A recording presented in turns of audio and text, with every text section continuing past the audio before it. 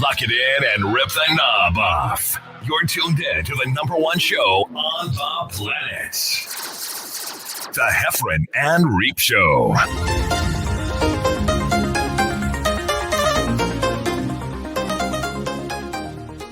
Everybody, welcome to the Heffron and Reep Show. Heffron and Reep Show. I'm John Heffron. It's John Reep over there. No, it's John Reep over there. Yeah. Oh, well, John Reep. Excited to see you showed up again. A lot of people in this town said you weren't, said you were scared. Well, let me tell you something, Mr. Heffron. You're in for quite a surprise. Because I'm in your neck of the woods, and I brought some heat with me. Well, great hoary toads! You said you would never take it to this level before. I didn't come up here empty-handed. I got a 6'7" twisted steel son of a bitch with me. He's a 6-inch son of a bitch. That sounded actually like you could have done a song right there. Nice to see you, John. You are officially checked in somewhere in Michigan at a secret, undisclosed location.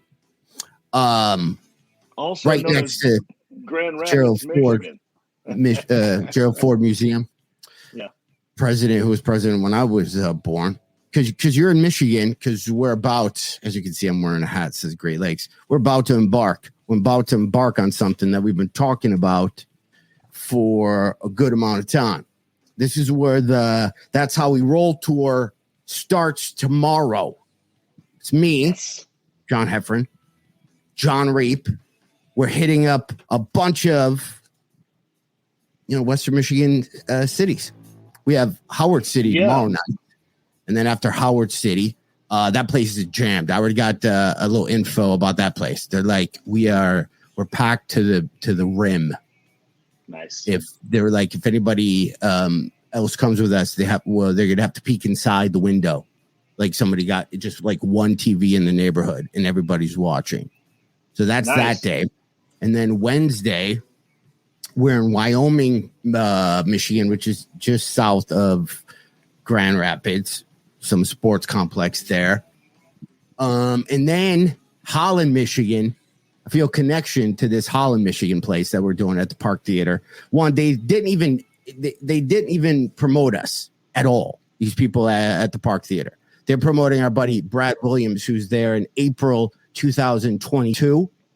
They were all up. Owen Wilson, what's his name? Who's the Owen Wilson? They're all. You're thinking of Gary Owen. Gary Owen. They're all up. Gary Owen's shiznit. But I was up in Holland, where we're going to be just on vacay on Lake Michigan, and went into the place. I went to the place. I go, I need to speak with somebody. I don't see any. There's no. You don't post about me and Reep. I don't see a Heffron Reep poster anywhere. And then the guy said, "You like the one right on the big poster right when you walk in?" I'm like, yeah. Well, besides that one. And then he showed me the inside of the venue. And then he showed me the inside. I actually walked in, and it's going to be badass. It's just like this cool rock theater. That show's going to be crazy fun. That one is just about sold out also, but that's in Holland, Michigan. I think there's VIP tickets. I don't know what you get with the VIP. I think our opener, Brent, gives back rubs and foot massages during the show. I think that's what that is.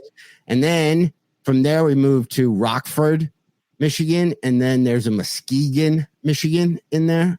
Those are bigger rooms, so there's still tickets for, especially the Muskegon one. But we're doing well. People are excited. It's going to be a thing. Good. I was worried about, I know how you are. You're always worried, as you should be. We all should be worried about ticket sales. and I post things in order of when they happen, whereas you seem to post things all at once, all the time. Like I kind of do them in order, just because that's how my brain works. But I know you were worried, and I'm happy to hear that we're doing well ticket sales wise. I've never been to any of these places. I have no idea what to expect. Brent is super excited. We got to figure out the show order. Yeah. I assume you're going last. I'm in your neck of the woods. I'm okay with this. On a lot of the posts, when they would have a horrible picture of me and a picture of you, there were a lot of, well, I've recognized the Hemi guy. So that's why I did an ad of just you all through Michigan. So I think you're going to be the most recognizable, even though I'm a Michigan native. They didn't write that in anything. I thought that could help sold stuff. But wait a minute. Yeah. You made an ad just for me? Yeah, it's you. You sent it to me. It was just a video of you talking, and I go, why? If people are into just you, I should let them think it's just you. And I bailed out of that. It's 15 seconds to you. So I don't know. That's not an ad. That's just a promo, right? Like I just recorded myself saying, "Hey, it's John Reep. I'm coming to Michigan." Blah, blah, blah. I think I threw your name in there. Did I not? You threw it in there, and the ad did well. I could tell you, right now how it did. But people are fans of yours. That's why I'm thinking, maybe I go before you, or do we coin toss it? Dude, I have an idea. By the way, we're live right now on Facebook, YouTube. I don't know. I didn't have time to do a lot of pre-show prep. I just got here in Michigan. Yeah. So I don't know what you and Alan discussed pre-show. Are we also live on your YouTube channel, John? I don't know how to sign into mine. That's a homework assignment that I'm going to have to figure out to do. And then we will start to be. So we're live on my YouTube, Facebook, your Facebook, maybe Twitter, if Twitter's doing anything these days. Yeah. So that being said, my point was this. Maybe we ask the people who should go last. I'll leave it in the comments section because this is live right now, but it's going to stay up the whole time we're in Michigan. I'll go back and check the comments. Let us know if you're coming to any of these shows in Howard, Wyoming, Holland, Rockford, Muskegon. Yeah. Who should go last where? Should we flip-flop? Would you prefer... Yeah, go ahead. Yeah, here's what I think, because people are going to see an awesome show because we're both doing the same amount of time. So it's not like you're getting less. It kind of depends on who wants to have a drink first in the evening. I'm doing most of the driving back and forth for us. So I'm kind of out of it. So I'm kind of the designated driver for this.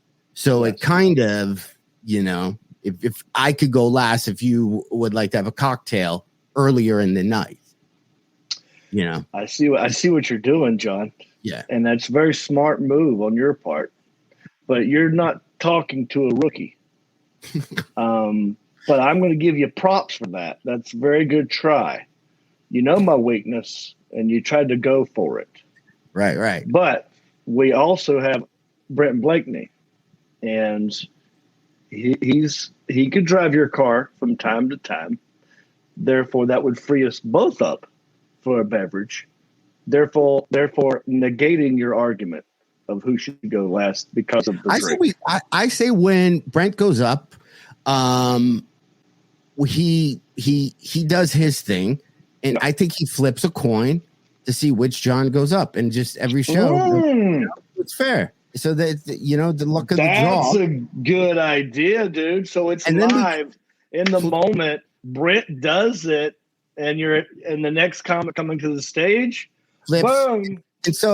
And then that way we don't know. We both have to be standing there. Right. And you don't even have that idea. We won't even have time to mentally get ready. And if you have to pee and your name gets brought up, you're just like, and then you just go on. I think that's a great idea. That's the fairest way to do it. it's fair. It's like impromptu. It's in the moment. I think the crowd would like that.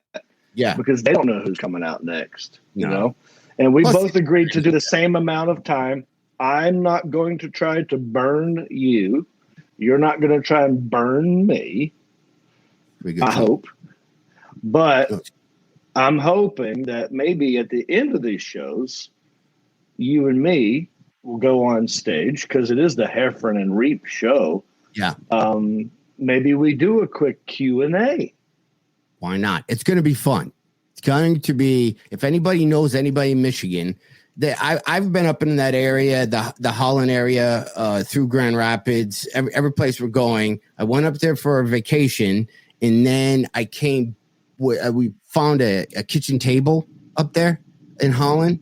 So then I drove home, and then we're thinking, well, we should get that kitchen table. It's cheap. It's way cheaper than what we've wanted.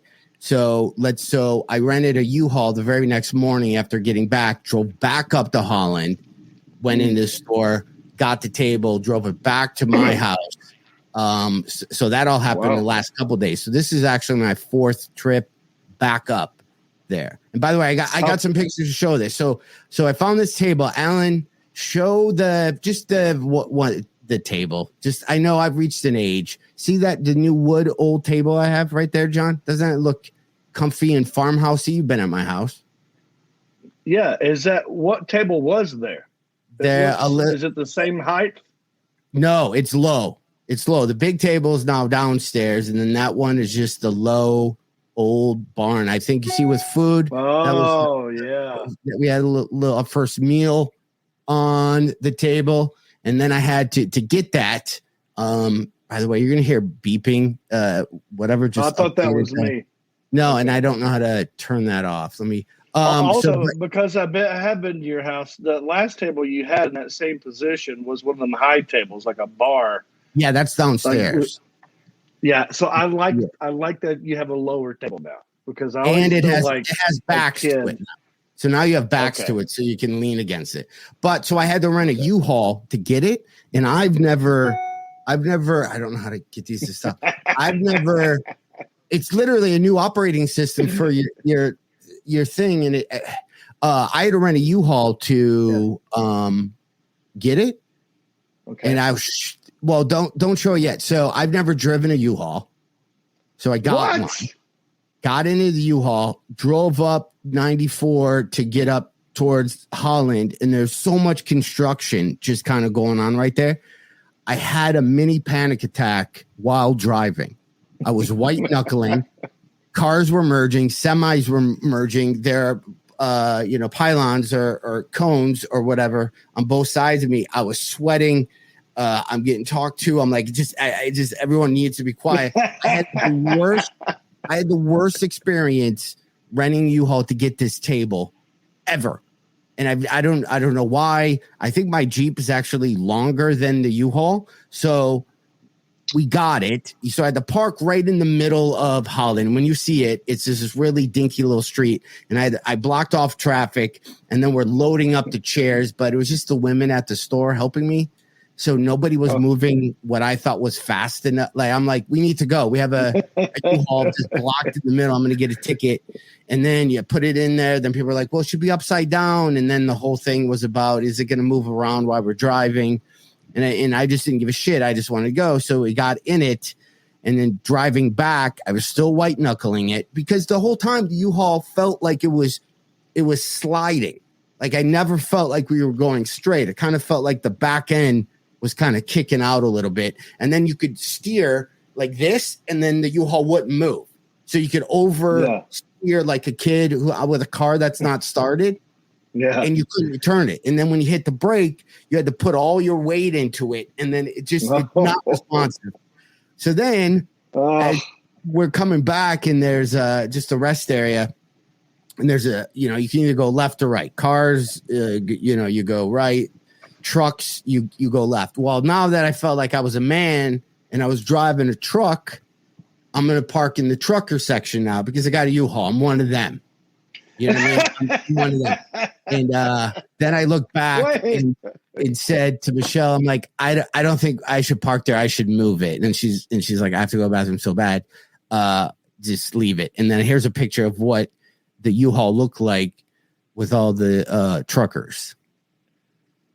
That's great. Wait, okay. Thank you for showing this picture, John Heffron. I had so many questions, and I felt like you had a picture to pay it off at the end. Okay, so this U-Haul that we have trouble driving, it's like it's not. Yeah, it's. And I do believe you could have got that table in your Jeep.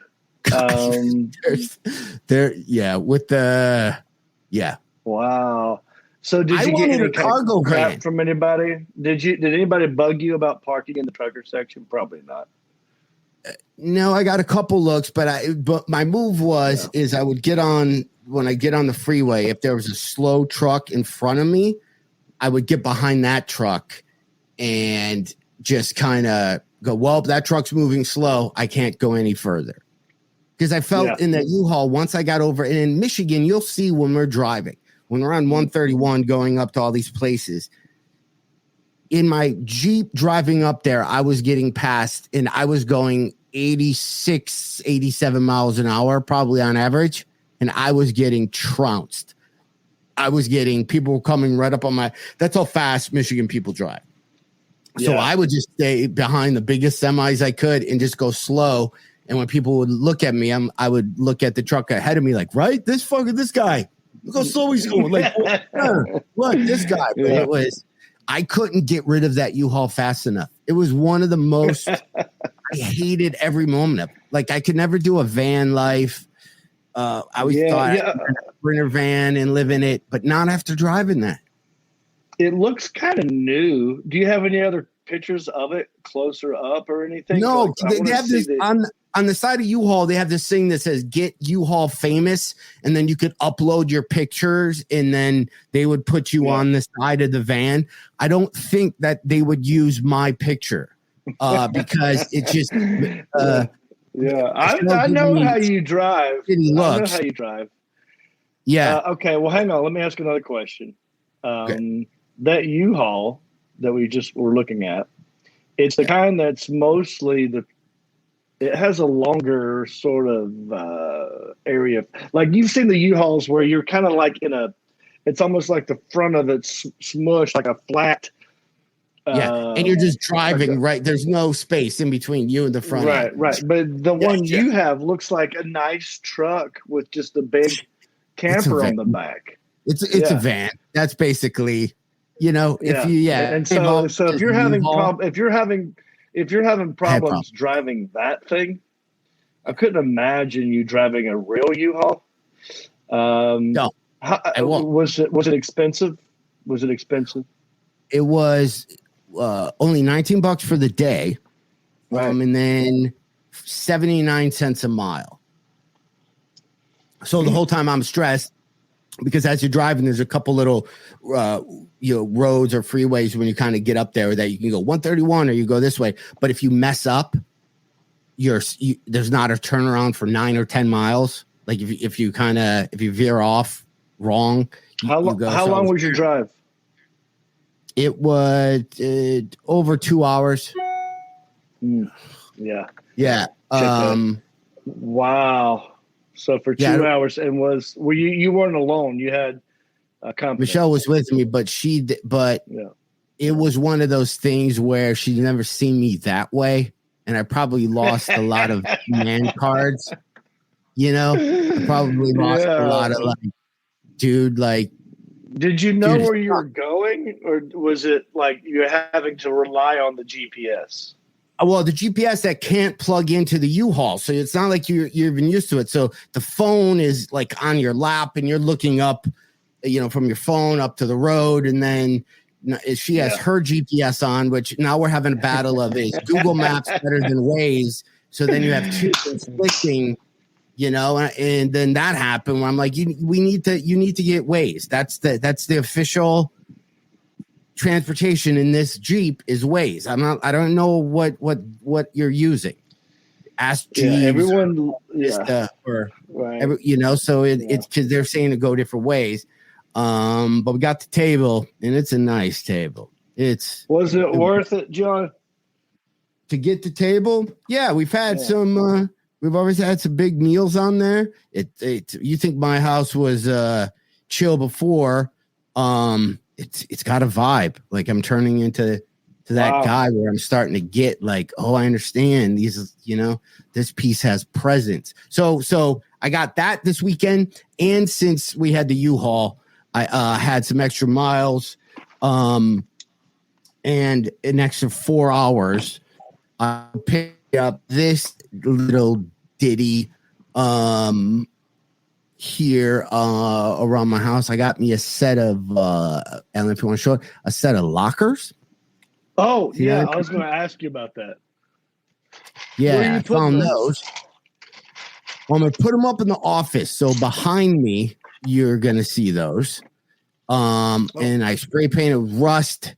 I don't have a good picture of the inside. I don't know how I'm going to get it up my stairs. You've been to this house. Those stairs are 90 degrees straight up. I don't know how. But I think, I'm going to put books in one. I'm going to put electronics in the other. I have a bunch of stickers that I'm going to put all over. I don't know. I'm officially the old guy who buys antiques. Does it have the combination lock on it? Yeah, on all three of them. A couple of them were drilled through, but I'm going to get my own because I might keep some important stuff with a lock on it. That's kind of cool. I mean, it's kind of cool, dude, to have that stuff. I mean, especially if you're going to put stuff in there, you definitely have a vibe going. And, I hated the locker system when I was in high school, but I don't know. I kind of like to have one like by the pool. I could see us having lockers. I'm gonna put like all the old Detroit rock stations all along the side, and then I'm gonna keep some pew stuff in one of them.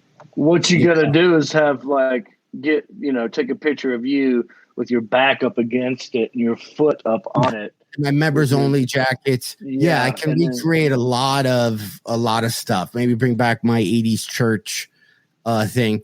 But I posted that, and somebody called me, some dude on Instagram just said I was looking old, right? Because I show my face, I talk and whatever. And of course, somebody said, hey, you're looking old. I'm like, I'm not looking old. Well, maybe a little. But then maybe it happened. Today I went running around because I'm going to see you starting tomorrow. So I'm running. I'm going to stop at the grocery store. I'm going to pick you up some stuff, you and Brent. So if you have any grocery list of some stuff, I'll bring you guys a bag of whatever you like. Because I'm checking in the room right next to you starting tomorrow. But I kind of ran around today, just trying to do some errands. And when I got home, Michelle was laughing at me going, I've never seen you dressed like that. I'm like, what? And then she goes, you're officially at the age where you give no fucks. I go, what are you talking about?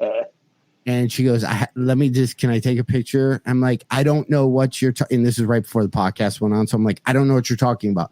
And this is how I ran my day today. Ellen. Okay. Oh no. I don't know how I feel about this. I'm on the fence, buddy. Part of me is happy for you to be that free. Yeah, free and just I don't care. But look at it. I should have went socks. But look at it. Yeah. Yeah, I should have went. So we're wearing those Crocs. Those are Birkenstocks. All right, so I'm gonna give you points on that. I'm taking off points for the not just the color of the socks, but how do you always pull them up? Did you pull those up for the picture? No, or are they already up like that? I walked around, but here's another thing that if you notice, I know everyone's just too cashed in on how big my calves are, and probably want to know how many miles a week I bike or how long I played soccer for. The left one, I guess if you're staring at it, it would be the right one, is literally on inside out. It's actually the fuzzy part is. So I didn't even flip them, dude. Is this normal? Is this a normal activity or were you in a hurry? This was just the day that I had. I just woke up groggy and I was just like, I got to do something. I'm going to blame COVID a little bit. Age is part of it, obviously. The pulling up part, does it feel better to have them pulled up? And by the way, are they all the way up or are they just kind of halfway? They're up as far. Well, they're up far. They're up pretty. Because almost I feel like it could go all the way to your knee, possibly. If you wanted to go to your knee, you could have went to your knee on that. That's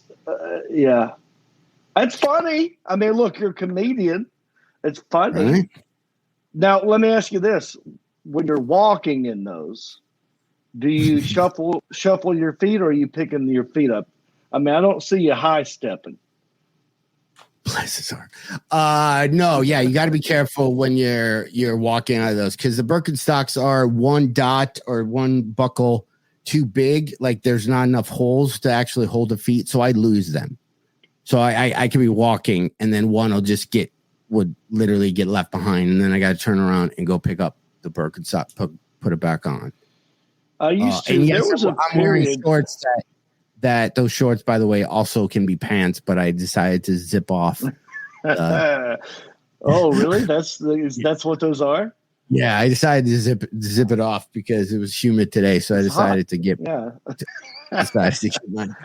Well, I was okay. By the way, the temperature here in Grand Rapids is delightful. It is 82 degrees. There's not humid. It feels great here, so I'm envious of that. But also, there was a period in college where I would wear gray wool socks with Tevas. That was a thing for a minute where you could, like, during the alternative music boom, mid to early 90s, it was acceptable as a college person to have like a gray sock and Tevas on at the same time. If you're going straight up Birkenstocks white sock, can't do it. I mean, you're one step away from a skilled nursing facility, right? Yeah. So, but it's funny, and you're a comedian, so own it. What a house! I got some random stuff. Want to hear some? I could tell you about my week and a half. I haven't seen you in a minute. Would you like to know anything about me? Subject change. Yeah, it can't all be about me. It's been about me kind of for 29 minutes, except for the part where I was the West Michigan tour that starts tomorrow in Howard City. If you know anybody, if you're in Michigan and you want to just take a drive, maybe your kids are officially away at college and you finally got rid of them and you don't know what to do, you check for an Airbnb, you check for a hotel, and you drive to Holland, and then you hit up Lake Michigan, and then maybe even you come to every one of our shows. They're all going to be different. First show, Howard City. Don told me that we're literally performing in like it's jammed, and there's an ATM right on stage, so it's not so it's going to be fun. That's the haunted bowling alley that only has 6 lanes. That's on tomorrow night. Then Wednesday night, which is a tough night for comedy, I think, on a Wednesday, especially during COVID, to get everybody to go out. But at the Complex Center in Wyoming, Michigan, just south of Grand Rapids, maybe we could laser tag or something. That's tomorrow, but it's a good Wednesday. All these shows start, I believe, at 7:00. So they will be done by 8:31, knowing how the work ethic of me and Reep. We're not doing a minute over what we're supposed to, so we'll be done by 8:30. You'll be home by 9. That's a good night. Then Park Theater in Holland, Michigan. That place is already jammed, and I've seen the facility. It's cool. It's a cool rock venue. It looks cool. There's a lot of great shops down there. I've eaten at most of them. I bought a wood table from the home store right on the corner. And then Rockford. don't know a lot about Rockford and Muskegon. That Muskegon, John, is when we were supposed to get free swag. I believe Brunswick out of Muskegon, but I kind of have a feeling that we were lied to do this tour and that we won't actually get free shoes, jackets, or anything like that, which is kind of why we were doing it. So it would be nice to have our own bowling stuff. But if it doesn't happen, I just want people to come out. We're going ghost hunting tomorrow, though. At this place, we got to. I don't know when the show is. By the time we get up, this is where they have that scary basement. Yeah, 6 lane. It was built in 18 something. So, or we sent Brent, the feature act. We sent him down there first because he's the biggest. Yeah. Well, look, we flew him out here. We're paying for him to perform and give him free room and board. He's got to go take the bullet. Yeah, he's got to do something. Yeah. Maybe we'll have him find us. Well, I'm looking for it. Maybe have him find us the ball. Like, we won't get up and put our fingers in every ball. We'll just tell them we want one that's somewhat light where we can kind of crush it, but not too light. And we'll make him just go find the right ball. I wish you could have seen him on the flight here. So Brent is 6 feet 7 inches tall. And it's never fun for big people to fly. We always hate it if we're sitting in the plane and we see a big guy coming. You're hoping, please don't be next to me. Please don't be next to me. Well, he also can see and feel that from every human being as he's walking down the aisle. You know what I mean? So he knows it. And what we got here? Oh, yeah, that's Brent. That's a big boy. That's him after working out to the musical flash dance. Does he? Is that his workout music? No, I don't know. That's just what it looked like. I just imagine him doing the thing. What a feeling. But anyway, poor guy. I got him on the flight using one of my my miles. Mm-hmm. So it didn't cost us money. It cost me miles. And when you use miles, they don't always put you in the ideal spot on the plane. Right. So I got on the plane first, and I'm sitting in the exit row. I'm 5'9". I'm sitting in the exit row with all this leg space. In fact, my foot, I couldn't even reach my bag, which is underneath it. I was kind of like, stretching my legs out. And then I see Brent coming. And I just assumed, big guy, he's going to get the exit row. He marches on back to the back of the plane, and he is scrunched up the whole time. Poor guy. But look, that's the dues, man. You got to pay the dues. But I had a good week. I was on vacation, and I was in Myrtle Beach, South Carolina, with my girl and her daughter, and we had a good time. A lot of just beach days, doing nothing. In fact, we were staying at Alan's old place. Huh? Want a picture? John, I didn't know he did this, but he moon tans. Oh yeah. Just moon tan. Moon tan. I didn't even know that's a thing. I like to go out at night. A lot of people think the best time to go to the ocean is like at noon, where that big ball of gas that's hanging out in the sky tries to burn your skin off and kill you. Right. I wait for that thing to settle, and then I go out there, and it's a lot more fun. And there's less people, and you can do more things and not get hurt. Had a good time teaching the girls how to body surf. John, can you body surf? Have you done it? Last time I tried to body surf is when I moved to LA, however many years ago. And I wiped out so bad that when I came up, I looked to see if anyone saw me wipe out bad. And then they never went and did it again. I love it. And you can hurt yourself. You can lose your swimming trunks. That happens a lot. So you gotta make sure you have the good draw stroke. But as you can see, I've injured myself. Scraped it on the shells coming in, body surfing. I don't know if you can see that. And I can show you my feet too, but no one wants to see my feet. But I had a good time body surfing. A little bit of injury, but it was a good time. We did go-karts. Love the go-karts, man. I hadn't done go-karts since I was probably in my 20s. And some people might not like these go-karts because they're electric, the ones that we went to. right? And they're controlled by people. They can turn it on and off whenever they want to.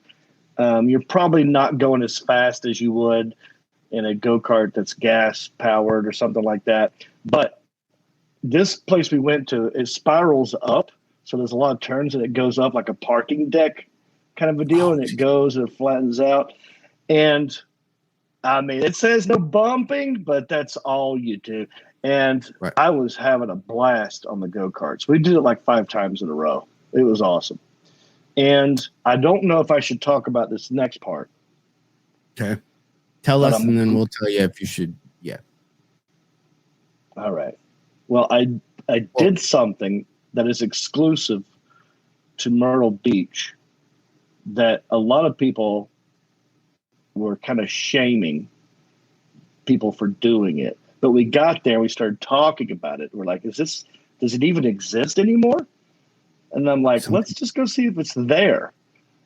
And then we go, and it's there. Can I guess? Yeah.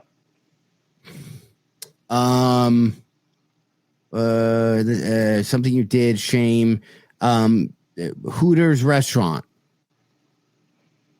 No, that would be there. No. People wouldn't shame you. Have you seen this? There was a Netflix docuseries called The Tiger King. Oh yeah. Oh, so you went to see who's the woman in it, or was his place there? It's the third dude, the only guy to come out kind of clean. The guy that rode the elephant and had like 3 wives. Yeah, the big guy. Yeah. Went to his house. So he's still in business, baby. I thought at the end of that thing that he was getting busted for something. The only thing that he did that was shady was just have a bunch of wives. Like he had all these girls come in and work for him, and he was kind of skeevy and would always try and hook up with them. But in terms of animals, he's great because I mean he really tries to save them, and he gives money back to conserve the wild forest, rainforests, and all this stuff. Blah blah blah blah. But it was a good show. I went. It was great. That's hilarious. There is, and then there's a package where you could have paid for extra for pictures. I'm like, who's paying for pictures? I don't know. People want them to know that you're doing that. Yeah. But we went on a whim. And it was there. Yeah. I bet that's so. And they have their own photographers walking around taking pictures of everything. I'm kind of like, I don't know if I should. And then at one point, I got a carrot, and the elephant is eating the carrot with its trunk. I mean, it takes it out with its trunk out of my hand and puts it in its mouth. And then there's pictures of the guy's next to me, and I'm like, I don't want these pictures. I have one photo. I'm not going to share it, but it's on my phone. But at the end of an amusement, that's not me. Yeah, but that's the dude.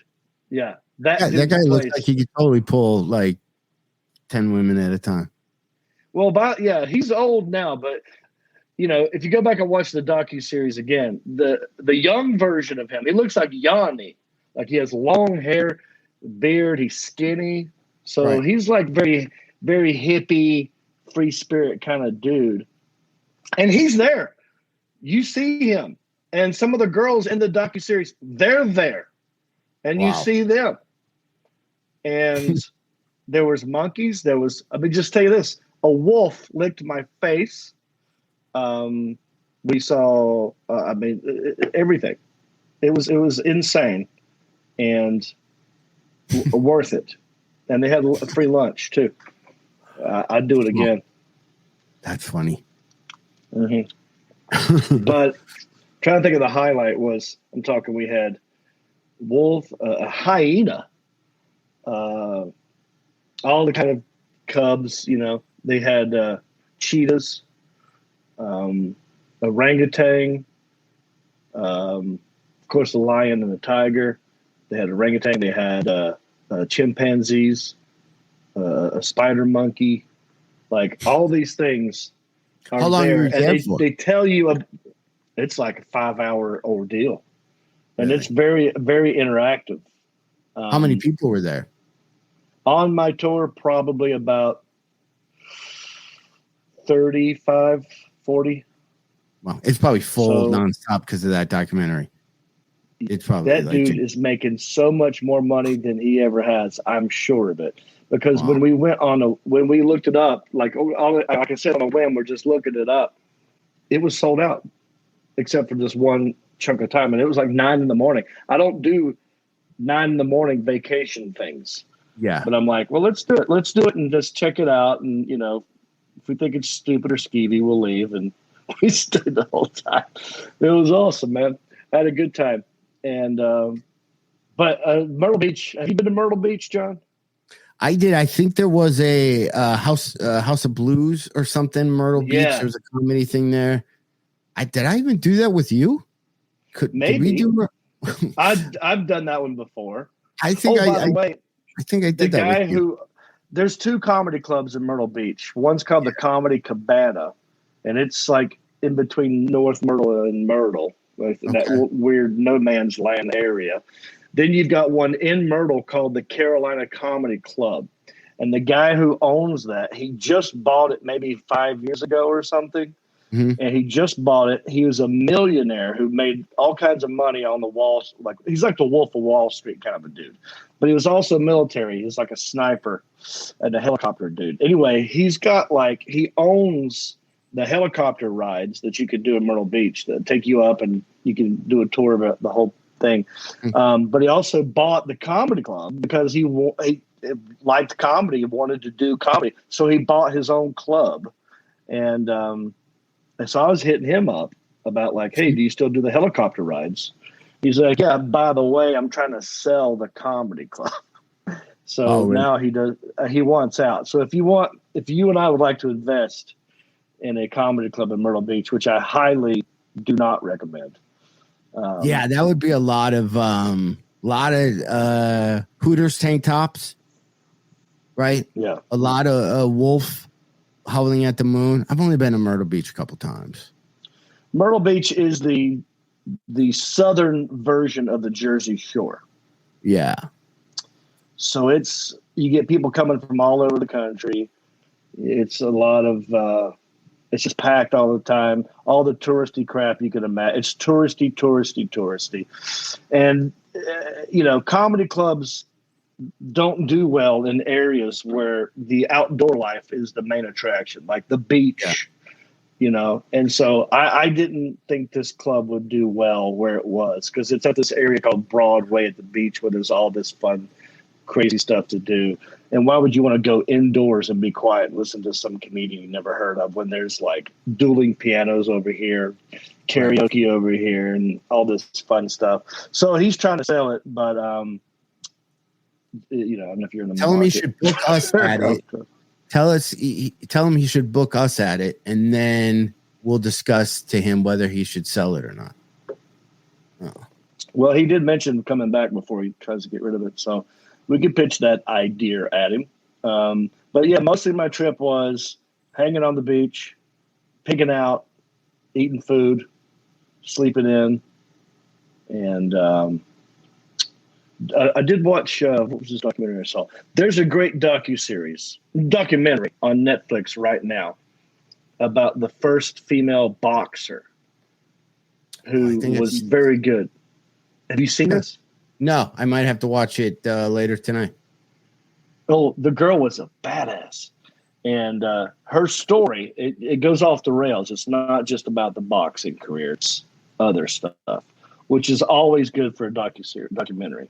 Is when you think it's just about one thing, and then you realize halfway through it, oh, this is about way more. So I forgot the name of it, but it's really good. And then prior to that, I was in Atlanta at the Punchline Comedy Club. Doing shows there. It was good. I love Marcy. I love Marcy. I didn't see Jamie. I think he's having some family issues. Someone in his family's not doing well. So, did Marcy mention me? Yes. You went. I was recommended to go to this floating tank. Oh, that's right. I forgot. Yeah. Did you end up going? I didn't do it. No, I didn't do it. Yeah, I don't know if I want to. It was fun. Yeah. How were the crowds there? Did you do 3 shows on a Saturday? Yeah, it's exhausting. It's exhausting. I don't. How did I you have. feel about that? I have 3 shows. I don't know who wins with 3 shows, because if you're performing, right, and you want to give it your all, you save stuff for your engine, because you have 3 shows. Yeah. So starting at 5:00 in the afternoon, you're like, oh, okay, I got 3 shows, and then you start thinking how early your flight leaves Sunday morning. So you're like, I have 3 shows, and then that show gets over at 1. And then my flight leaves at 6, so I got to get picked up at 4. So you're kind of exhausted before the day starts. And with me, I have like 1.5 really full shows, and the other side ones aren't. So you just go, well, if we're gonna have 3 shows, I'd rather have them at 1, 3, and 7. If you're gonna make me do 3 shows, not, it's just, and then you're dealing with the bar and the noise. It's a thing. Yeah. It's a thing. I mean, so the 8:00 show for me was packed. Right. The 6:00 show, 30 people. Right. And they didn't know who I was. And so, and you could just feel foot up on their stage at that place, because that place, the stage is so low that if you're sitting on the front row, everybody crosses their feet and puts it on the stage, and it literally makes me go batshit crazy. That happens. I've gotten over that over the years, but in the beginning it totally pissed me off. Now I'm just like, well, they don't know what they're doing. But there was I did a lot of improv in that 6:00 show, which I was proud of. I wish I'd recorded it, because I had to go around the room. I'm like, look, I don't know. I theoretically I can't be mad at you guys, but I don't know why you're here. Why are you here? You, sir. Why are you here? You don't know who I am. It's 6:00 on a Saturday night. Why did you choose this place? Did you walk in by mistake? Did you come to the diner and see a comedy show? Did you get free tickets? And we went around the room and we discussed it. I mean, one family came, they were supposed to do putt-putt, but it was sold out. And so I was the alternative on a whim. So we had to talk about that. And then there was kids that were like younger. There were these 2 muscle dudes sitting on the front row. Oh, the tank tops. And now the trend in shorts these days is the shorts are getting shorter. Shorter. Yeah, they're going backwards. They're not like the ones I'm wearing down to my knees. Yeah. Yeah. So now you got these 2 muscle dudes, tank tops, shorts on the front row. Yeah. And I can see their junk. Like it's like you see, it's like an outline of it. I'm like, what? So I had to talk to those guys, but it was a weird show. Then 8:00 sold out crazy. 10:00, okay. It was good. But then now they're drunk, and I'm just like, I'm ready to get this over with, so I don't know why Jamie still does the 3 shows. There must be a reason behind it. You know what I mean? Josh, they have you there till Sunday. You try to get the 5 shows or the numbers. I don't know. It's before the pandemic, I have so many notes of unfinished projects. I wanted to write a musical. I have no musical writing skills, but like Tony and Tia's wedding, I thought it'd be hilarious at a comedy club if the hecklers were singers.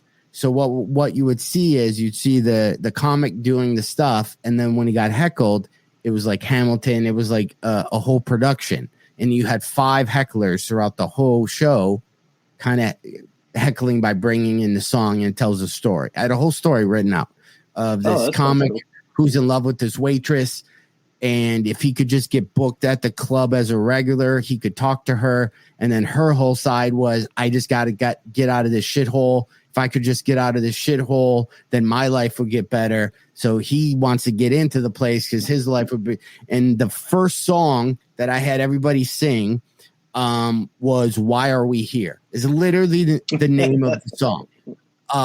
That the waitress is going, "Why am I here? This was just going to be a part-time job. Now I'm here for 5 years." There's a bachelor at an office meeting at the club. He's why am I here? The headliner's like, why am I here? The man, like, no, everybody at the club is like, why am I here? And they're all there together, and it's a whole thing. That's funny. There was one. I like that idea. That does pop through your head, especially when you've been headlining for a while and you've got some sort of fame, and people are there to see you, and you walk up to a crowd of 30 people, and they don't know who you are. Like when the MC's like, "All right, everybody, you ready for your headliner?" You've seen him there, and there's not like, "Woo!" It's like, "Yeah, who's next?" And then you go up there and you're like, "All right, well that's I'm excited too." Yeah, that's how it used to be with comedy, right? Like, well, when I started, people would buy tickets and not know who the headliners were. They would just buy tickets to see comedy, so nobody knew. Oh, I'm just saying I'm spoiled. Yeah. Well, yeah, performing in front of people who just have never seen you, or like, dude, I think we're about to have a week of this. I think we're about to starting like tomorrow through. It's not an area. Well, I perform in Grand Rapids all the time. But we're doing the outskirts. So I don't know where these people are coming from. I don't know if they're people that just want to see entertainment in their small town, so it's going to be right. They're showing up because they're going to want to be, they're showing up because they want to have fun, but we'll have to win the crowd, Maximus. Don't put it all on our opener. Brent's, I did have one fan in that 6 o'clock show who's come to many of my shows. And this fan flew there from Maryland. And she came to the 6 o'clock show. And I was like, going around the room like, this person, free tickets, this person, last minute thing. This girl flew here. Right. And this is why you can't. I mean, it's kind of funny. The juxtaposition of no one giving a shit and someone caring a lot who bought a flight to come to the show.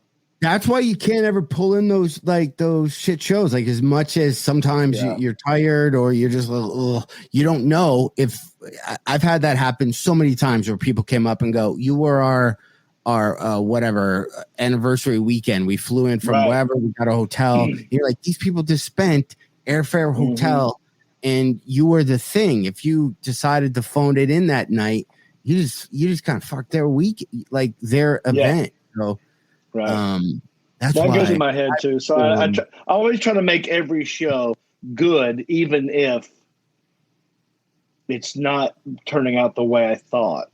I force it to be good.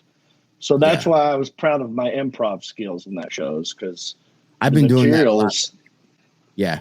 I've been doing that just to try for old school, just dusting off, just start talking to people and seeing if you get it. It's just everyone's going through that phase. Yeah. What else? I was gonna want to hear something random? How about just a random story, John? Yeah, keep talking. I'll be right back. I have to pee. Okay, I'm going to tell everybody here who is, and then I'll ask John, but I'm going to read you guys a story. Hold on. Which one? How about this? Women wear just... I'm just going to hold it. I felt bad. This story. I had two things for you. All right. Okay, tell me. This is just a thing I pulled off of my... and I don't like this music. Hold on. Let me find... Okay. Are you typing? Yeah. No way. All right, here's one. Does your child need help getting into homework state of mind? Pediatrician Ken Howler says he believes that something as simple as a T-shirt can do the trick. Haler is an assistant professor of pediatrics at some place, and he says that you should get your kids a homework shirt for their children. Says that there's a lot of examples in life when you dress a certain way to tackle a given task. You're frequently dressed formal to go to weddings. Athletes wear uniforms to play sports. Curious to see if wearing something special put him in the mood to study. Heller's test out in an ordinary gray T-shirt. He said when he's done with his homework, he took it off, and he felt a sense of relief. He had accomplished something. Heller suggested having a homework shirt for your child to wear during homework during the school year. Man, my reading out loud skills suck ass. That's a great idea. I had I know. a comedian friend of mine made a T-shirt. I forgot that I forgot that I already thought of that, didn't I? My brother tried to steal it again. Really? This is the second one. There's only like a few of those in existence. Yeah. Yeah. Yeah, I don't have a lot of those. It's a very comfortable T-shirt. It's a great idea to have a life uniform shirt. You don't have to think about anything. Just put the shirt on. That's what Jay Leno does. But yours is a T-shirt. I like it a lot. But I get that. I think that's a good. I think there's truth to that story. Dressing up for a thing puts you in that frame of mind, and maybe it's a good idea. I have performing outfits. I have work shirts is what I call them, and jeans, and I only wear those shirts and those jeans when I'm on stage. Yep. You could have to do that all day. This is my sleep shirt. A lot of people have sleepwear. When I wear this, it's good time. It's sleep time. It's now that I'm at the age that we are, I love packing is easier, because I used to think as a young man, well, if this happens, I want to have this. If this happens, I want to have that. And I got to make sure I got a nice shirt because we go somewhere nice. Dude, it's easy now. I'm like, I know what I'm going to wear on stage, and that's all I'm going to do. And then I'm going to go to sleep, and I know what my sleep shirt is. I'm going to bring that. Bunch of underwear and socks. I have two. What's this button right here? No, this music is not right for what we're talking about. So randomly, I came up with, I think I have two awesome ideas. If you'd like to hear them. Okay, I'm going to start a refrigerator business. And our ad is going to be, and our ice. I got to work on the ad with the wording on this, but I'm going to create a refrigerator, and our big pitch line is, and the ice maker is not going to sound like somebody's breaking in to kill you.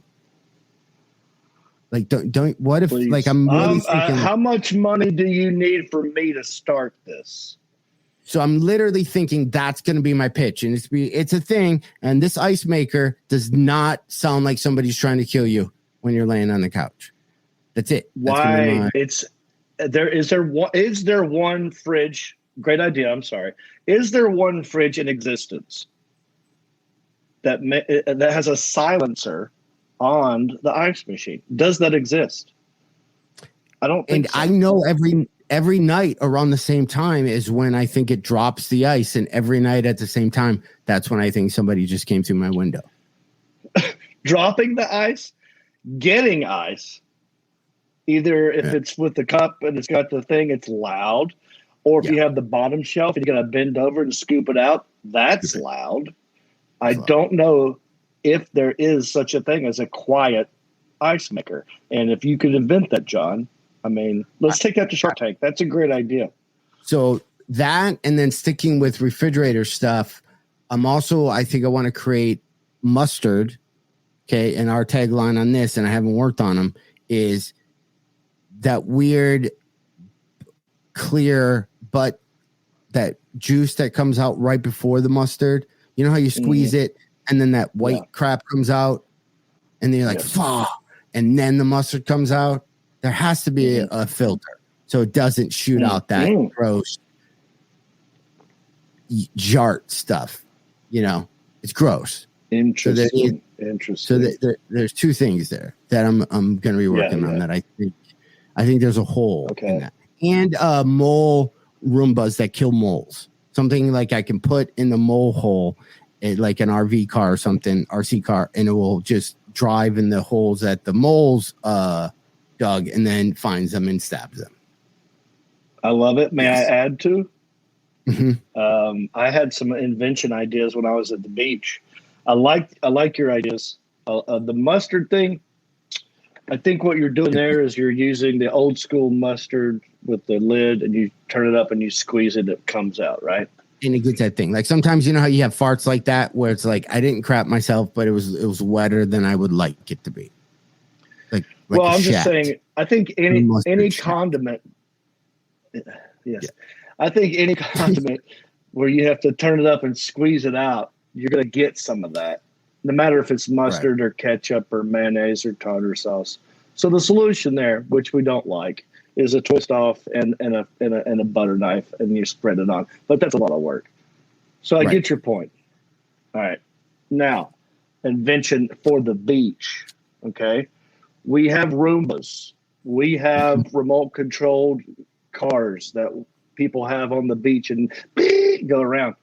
Yeah. Yet I still see people going to the beach trying to pull like a wagon with these wheels that don't turn, and they're just dragging it. Why isn't there a remote controlled wagon with like tank track wheels that would easily go in the sand, that follows you like a drone? They have airplane. They have luggage now that does that. I saw. Oh, like you're at the airport, you set your luggage behind you and you walk, and it just catches up with you. I don't know how people aren't tripping over it. I don't know. You know, many people. I don't know if I recommend that for an airport or dealing with a lot of people, but at a beach, which you just have it follow you, and you're just sand, and it's like, it just shows up. Call it Twiggy or something. Let's do this. Heffron and Reep. Subject change. I like music behind this. I don't care what anyone says. Yeah, I was thinking too, John. I know you're 50 years old. I'll be turning 50 in March. And maybe I'm having a midlife thing where I'm thinking, I'm going to do something big for the 5-0. And I thought, well, maybe I'll Forrest Gump it, dude, and just go walk. I thought, like, because me and Jody were walking on the beach in the morning. We get up and we take a long walk on the beach and just, before it gets crowded and it's too hot and it's beautiful out there, and just walk and talk. And we walk for like 3, 4, or 5 miles. But I'm thinking, could I physically walk from Maine all the way to Florida? That's basically the whole Atlantic coastline of America. Could I do that? How long would it take? Should I do that? Do a fundraiser, something for charity, and then also get healthy. And all I'm doing is walking during the daytime, sleeping at night, drinking smoothies, getting real healthy. How many months until you're 50? March. So whatever that is. How many months? Where are we?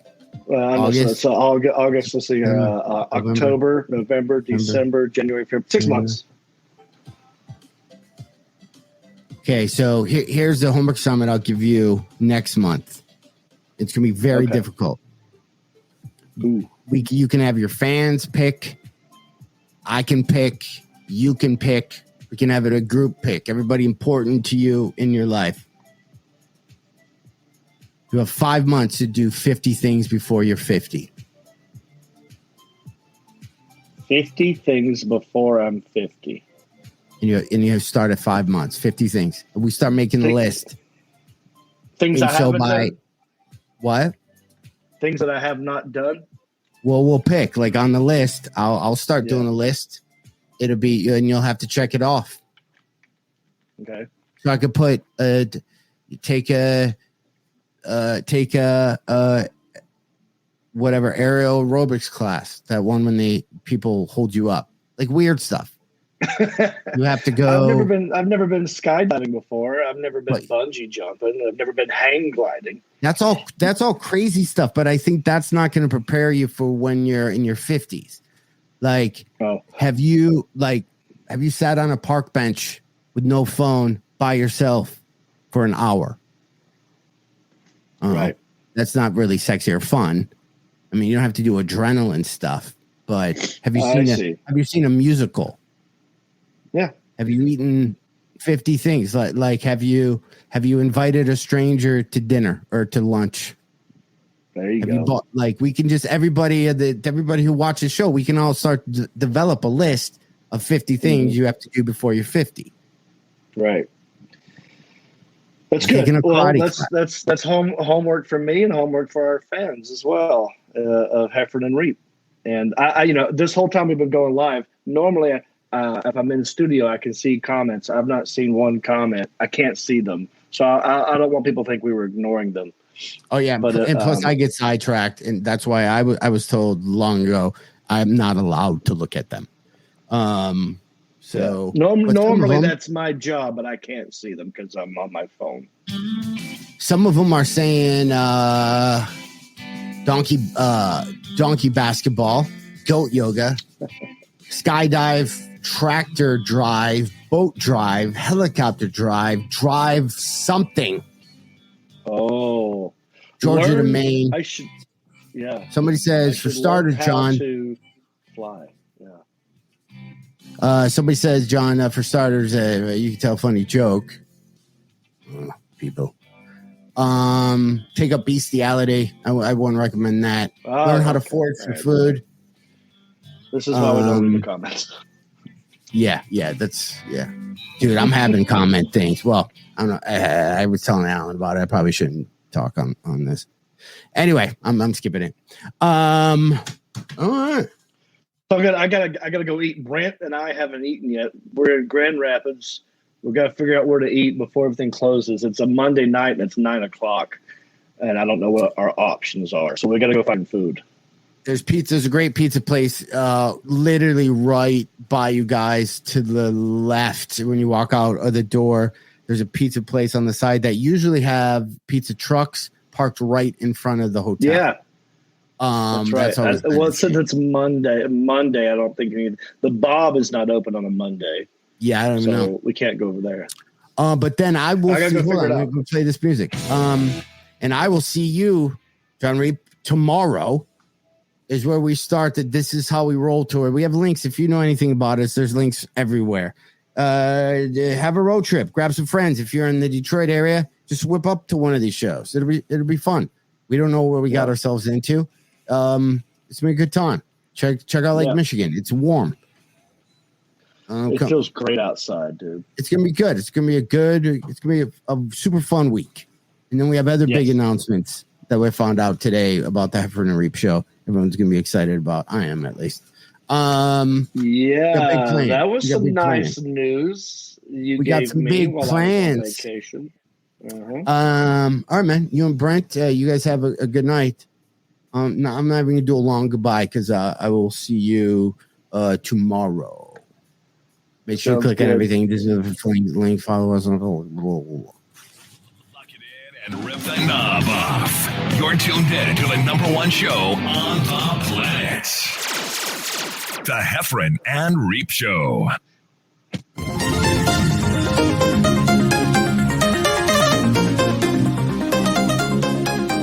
Since you love the Heffron and Reep Show, please go to iTunes and let them know.